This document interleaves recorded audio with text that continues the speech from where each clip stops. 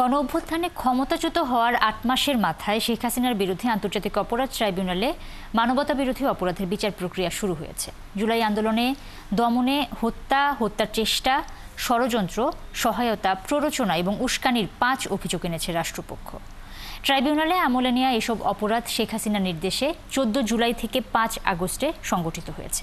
সৈকত সাদিকের প্রতিবেদন।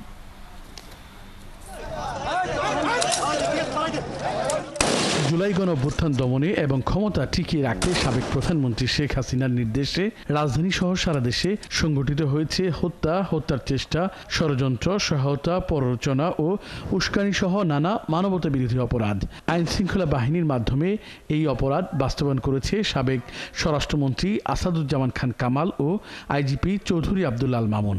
গত ১ জুন আনুষ্ঠানিক অভিযোগ দাখিলের পর শেখ হাসিনা সহ ৩ আসামির বিরুদ্ধে অপরাধ আমলে নেয় আন্তর্জাতিক অপরাধ ট্রাইব্যুনাল। সেখানে ৫টি সুনির্দিষ্ট অভিযোগ আনা হয়েছে। মাঠের অলরাউন্ডার আমি, আর ঘরের allrounder Tilex. Tilex toilet cleaner, clean মানেই টাইলক্স। চানখারপুলে গুলিতে ৬ জন ছাত্র জনতা শহীদ হন। আশুলিয়াতে পুলিশের ভয়াবহতা চরমে পৌঁছে। অভিযোগপত্রে বলা হয়েছে ১৪ জুলাই গণভবনে সংবাদ সম্মেলন করে অভ্যুত্থানকারীদের নির্মূলে উস্কানি দেন শেখ হাসিনা, আর সমগ্র বাংলাদেশে সেই অপরাধ বাস্তবায়ন করে হাসিনার মন্ত্রিসভার সদস্য আসাদুজ্জামান খান কামাল ও তার নিয়ন্ত্রণাধীন পুলিশ বাহিনী, এমনকি আওয়ামী লীগ, ছাত্রলীগ ও যুবলীগ সহ সহযোগী সংগঠনের সশস্ত্র বাহিনী আন্দোলন দমনে মানবতা বিরোধী অপরাধ করে। দ্বিতীয় অভিযোগে বলা হয় ঢাকা বিশ্ববিদ্যালয়ের সাবেক ভিসি মাকসুদ কামাল এবং ঢাকা দক্ষিণ সিটির সাবেক মেয়র তাপসের সঙ্গে ফোনালাপে আইন শৃঙ্খলা বাহিনীকে আরও কঠোর হওয়ার নির্দেশ দেন শেখ হাসিনা।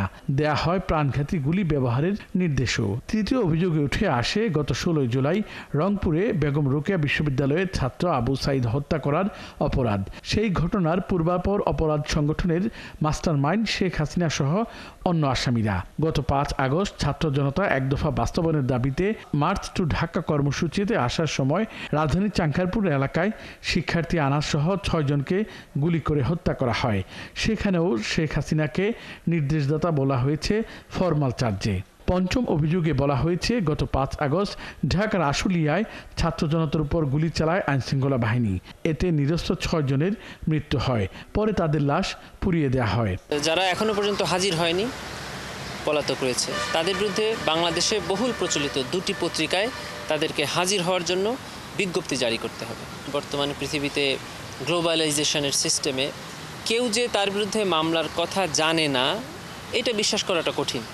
এটা ধরেই নিতে হবে যে তারা জেনে এই মামলা থেকে নিজেদেরকে ইচ্ছাকৃতভাবে গোপন করছে অথবা পালিয়ে থাকছে। ট্রাইব্যুনালে এসব অভিযোগ আমলে নিয়েছে রাষ্ট্রপক্ষের দাবি, সর্বোচ্চ শাস্তি প্রমাণে যথেষ্ট স্বাক্ষর প্রমাণ আছে তাদের কাছে। একটা সাধারণ অপরাধ কিভাবে মানবতা বিরোধী অপরাধে পরিণত হয় সেটা প্রমাণ করে একজন প্রেক্ষাপট বা ঐতিহাসিক ঘটনার বর্ণনাকারী সাক্ষী। এরকম কিছু সাক্ষী থাকবেন, কিছু থাকবেন যারা ঘটনাস্থলে প্রত্যক্ষদর্শী এবং ভিকটিম বা শহীদ পরিবার, এটা একটা গ্রুপ থাকবেন।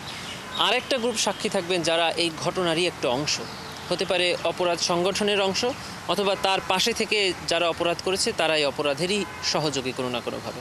আইন শৃঙ্খলা বাহিনীর সদস্য হতে পারে, তৎকালীন আওয়ামী লীগের ক্যাডার বাহিনী হতে পারে, অথবা আসামিদের মধ্যে কেউ হতে পারে। ১৬ জন পরবর্তী শুনানির দিন আসামিদের গ্রেপ্তারি পরোয়ানা তামিলের বিষয়টি আদালতকে জানাবে প্রসিকিউশন।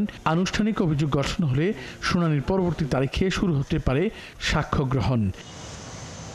সৈকত সাদিক, ৭১, ঢাকা।